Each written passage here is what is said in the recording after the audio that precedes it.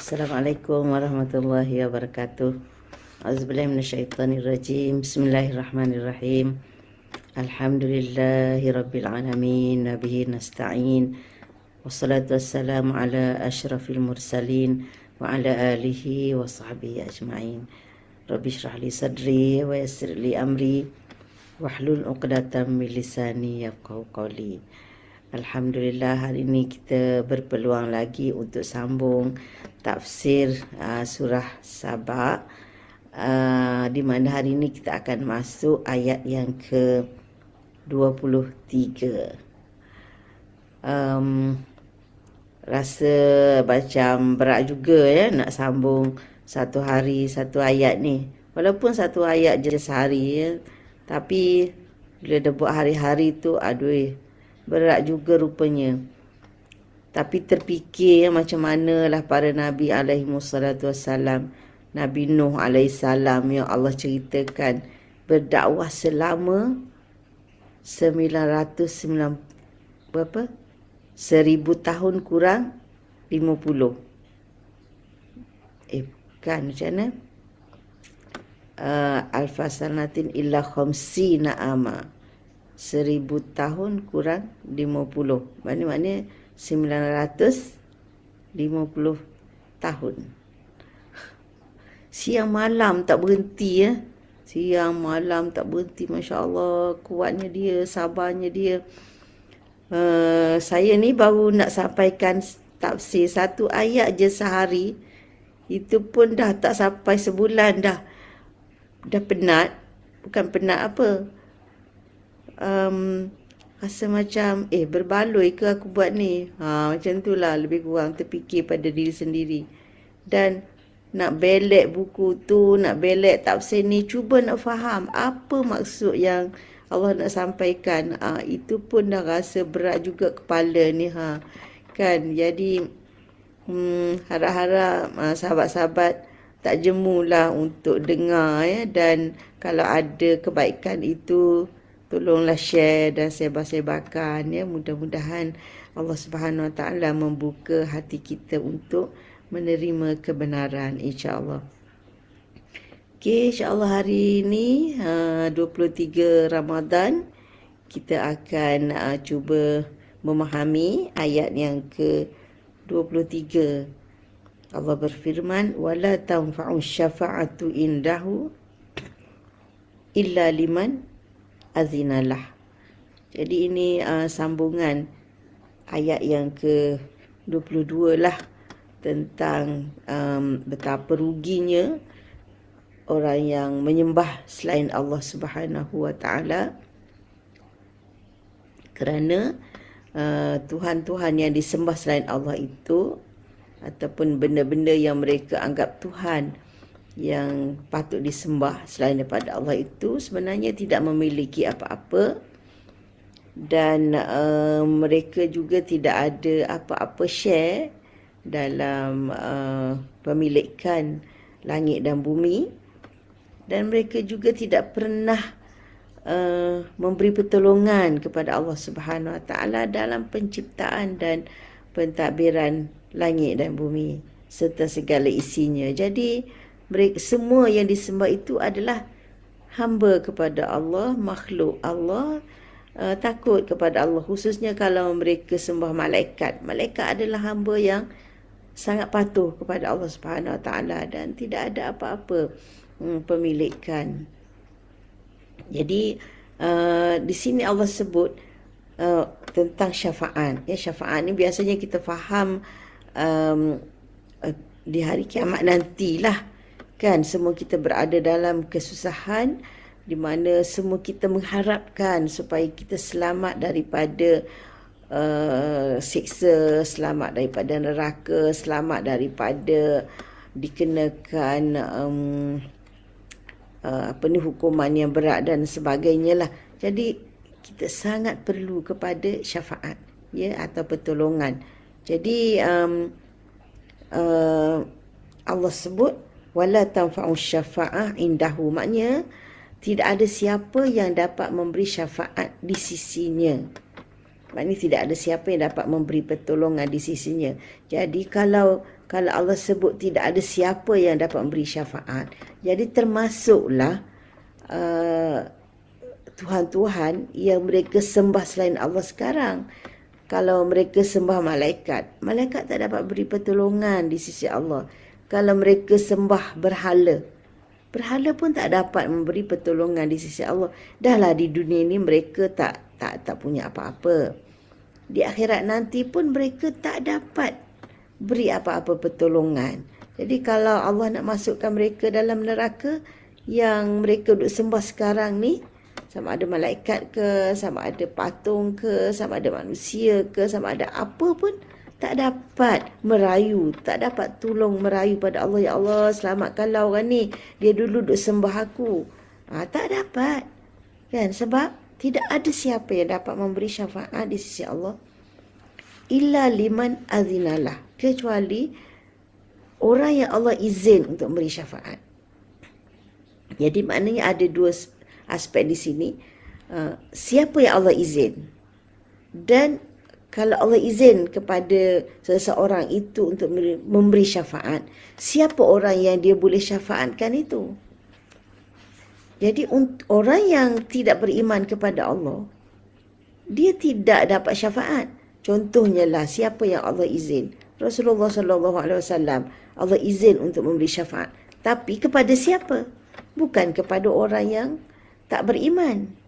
Kalau Rasulullah diberi izin untuk menolong, untuk mengangkat syafaat kepada Allah Subhanahu Wa Taala, syafaat itu kepada orang yang beriman, bukan kepada orang yang tidak beriman. Jadi maknanya orang tidak beriman, mereka tidak berhak mendapat syafaat Rasulullah SAW dan syafaat siapa pun, dan yang mereka sembah pun tidak diizinkan untuk memberi syafaat kepada mereka yang menyembah tu. Jadi sama seperti Allah sebut dalam ayat kursi, man zallazi yashfa'u indahu illa biizni. Siapakah yang dapat memberi syafaat di sisinya? Tidak ada kecuali dengan izin Allah Subhanahu Wa Taala. Jadi sehubungan dengan ini, kita dengarkan kisah perhimpunan di padang mahsyar yang sangat dahsyat itu. Semua manusia dikumpulkan dan ya Allah, betapa siksa nak menunggu masa dihisap setiap orang, ya, nak tunggu masa Allah membuat keputusan. Kan kita hadis yang panjang, ya, di ketika itu manusia dah tak tahan, dah tunggu. Ya Allah, dahsyatnya perhimpunan ni, lamanya masa menunggu. Mereka pergi merayu kepada Adam. Adam, tolonglah, kamu kan bapa kami. Adam kata, tak boleh, aku tak boleh buat apa-apa. Cubalah tanya Ibrahim, dia Abu Anbiya.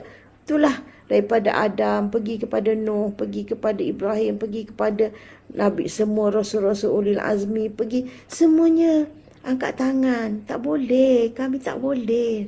Kan, kami tidak diberi izin.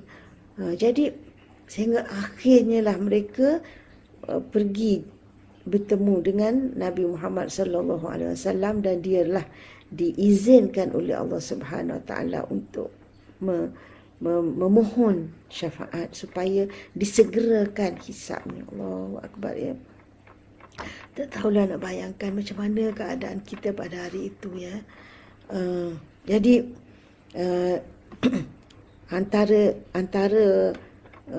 apa ni orang kata, cerita yang panjang dalam hadis tu, Rasulullah SAW berkata, dia kata, aku sujud kepada Allah Subhanahu Wa Taala, sujud kepada Allah nak minta ni, dan Allah biarkan aku selama mana yang Allah nak biarkan. Wallahu alam berapa lama Allah biarkan Nabi sujud, memohon sujud. Manusia ni tengah keluh kesah, tengah gelisah, tengah. Dalam perhimpunan itu digambarkan macam mana ada yang dengan panasnya matahari sejengkal atas kepala, ada yang berenang dalam peluh, ada yang terpaksa mendongak-dongak peluh sampai ke sini. Dan dalam keadaan itu Nabi sujud kepada Allah Subhanahu Wa Taala sepanjang-panjangnya. Bukanlah kata Nabi sujud okey, aku terima. Bukan. Allahu Akbar ya. Nabi sujud. Nabi kata, maka Allah biarkan aku dalam keadaan sujud selama mana Allah hendak biarkan. Kemudian barulah Allah bersuara mengatakan, wahai Muhammad, irfa' ar-ra'sak. Wahai Muhammad, sekarang angkatlah kepalamu. Maknanya bangkitlah daripada sujud. Waqul tusma', dan katakanlah, bercakaplah, berbicaralah, kamu didengar. Wasal, dan mintalah. Tu'tahu, kamu akan diberikan apa yang kamu minta. Dan syafaatlah, mohonlah syafaat, dan saya akan diberikan syafaat. Jadi sehingga akhirnya Nabi pun mohon supaya disegerakan. Bayangkan ya Allah, dahsyatnya ketika macam manalah keadaan kita ni kan. Jadi inilah masa untuk kita bersiap sedia. Bayangkan pada ketika itu ada orang yang senang kan. Allah kata apa, Nabi kata apa dalam satu hadis, dalam keadaan yang sangat susah tu ada 7 golongan. Ada 7 golongan. 7 macam mana ni? Salah pula nak tunjuk 7. 7 golongan yang senang dipayungi oleh Allah Subhanahu Wa Taala. Kita tak ada payung, tak ada bayar, tak ada pelindung, tak ada kemah. Satu je yang Allah sediakan, dan yang dapat duduk dalam tu adalah 7 golongan. 7 golongan. Siapa 7 golongan tu? Jadi kalau boleh kita nak duduk di situ, maknanya kita biarlah termasuk dalam salah satu daripada 7 golongan tu. Siapa yang pertama Nabi sebut? Imamun adil.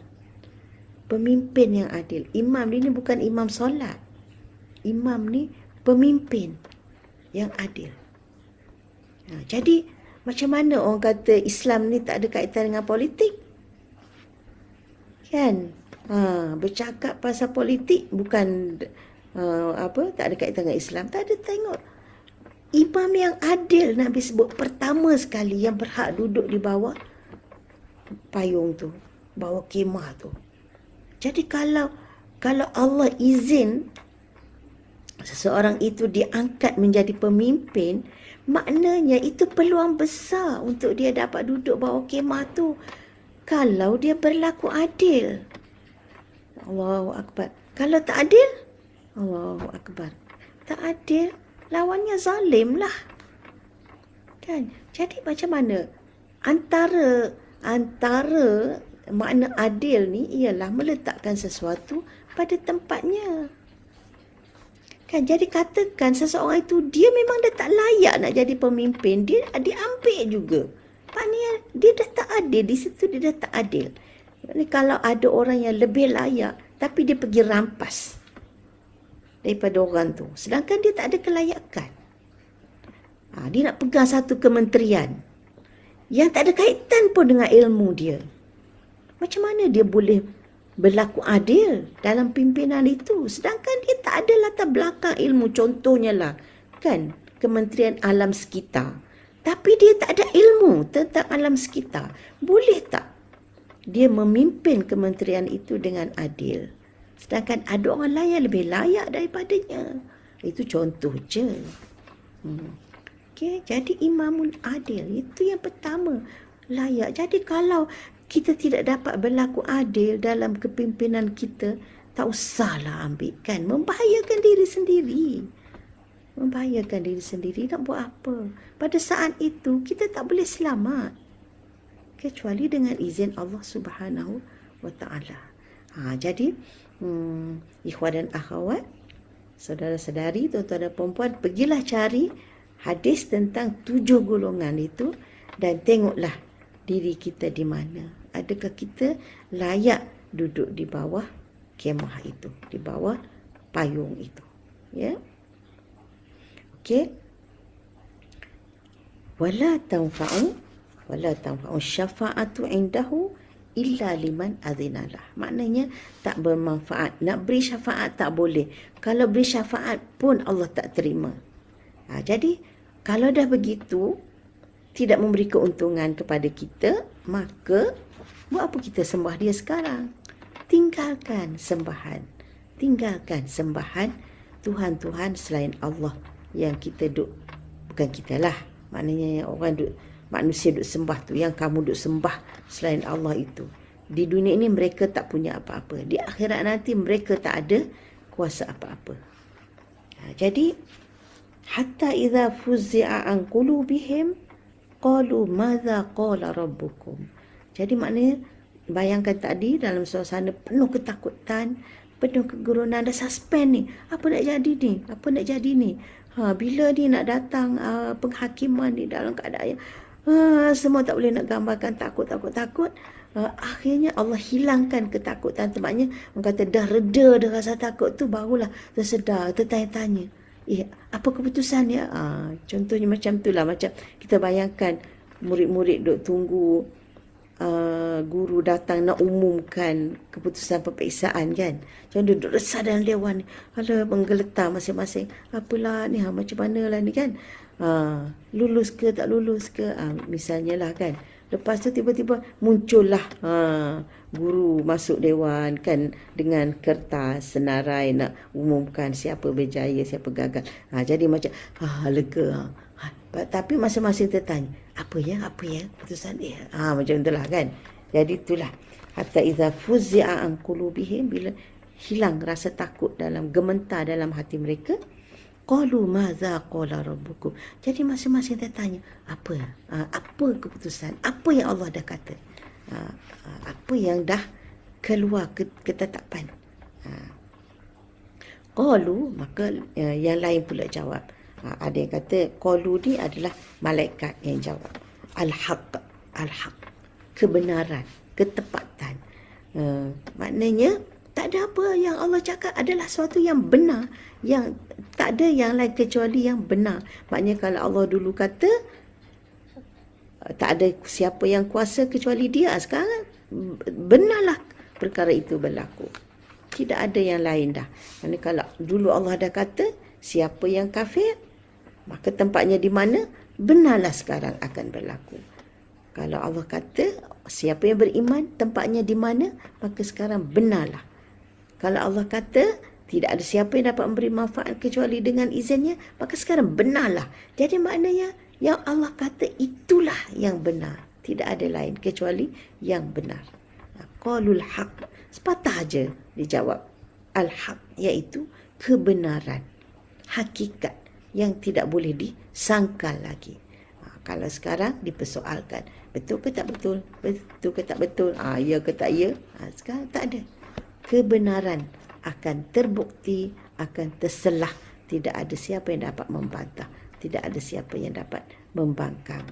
Wahwal aliyul kabir. Dan dia maha tinggi, lagi maha besar. Maknanya dia maha tinggi. Kalau apa yang diputuskan, tidak ada siapa yang boleh persoalkan. Tidak ada siapa yang boleh ungkit-ungkit. Tidak ada siapa yang boleh apa lagi nak kata, tidak ada siapa yang boleh bantah. Al-Ali, dia maha tinggi. Al-Kabir, dia maha besar. Tidak ada siapa yang dapat mengatasinya. Tidak ada siapa yang dapat melangkahinya. Tidak ada siapa yang dapat memijaknya ataupun mengingkarinya. Jadi itulah hebatnya kebesaran Allah Subhanahu Wa Taala. Dia bukan sahaja berkuasa di dunia ini, malah dia berkuasa di akhirat nanti, di mana pada ketika itu tidak ada siapa yang dapat mengatasi kuasanya. Tidak ada siapa yang dapat mempersoalkan keputusannya. Dan untuk meminta pertolongan pun, tidak ada siapa yang dapat memberi pertolongan kecuali dengan izinnya. Dia yang izin siapa yang dapat memohon syafaat, dan dia juga yang izin kepada siapa syafaat boleh diberikan. Jadi berfikirlah. Jadi untuk berhenti daripada menyembah sesuatu selain Allah. Kerana hakikatnya apa yang disembah selain Allah itu tidak ada apa-apa kuasa, tidak ada apa-apa pemilikan, sama ada di dunia maupun di akhirat. Okey, nampak ada seorang je komen Cik Zan kita. Ya, al-haq maknanya sesuatu yang benar, yang pasti terjadi, yang pasti berlaku. yang bukan suatu yang palsu, bukan suatu yang main-main, bukan suatu yang acah-acah. Okey, insya-Allah. Jadi untuk hari ini sekian dulu. Penat tak penat pun insya-Allah kita akan sambung dengan izin Allah esok ayat yang ke-24. Jangan lupa untuk mengikuti seterusnya. Sekian dulu. Wassalamualaikum warahmatullahi wabarakatuh.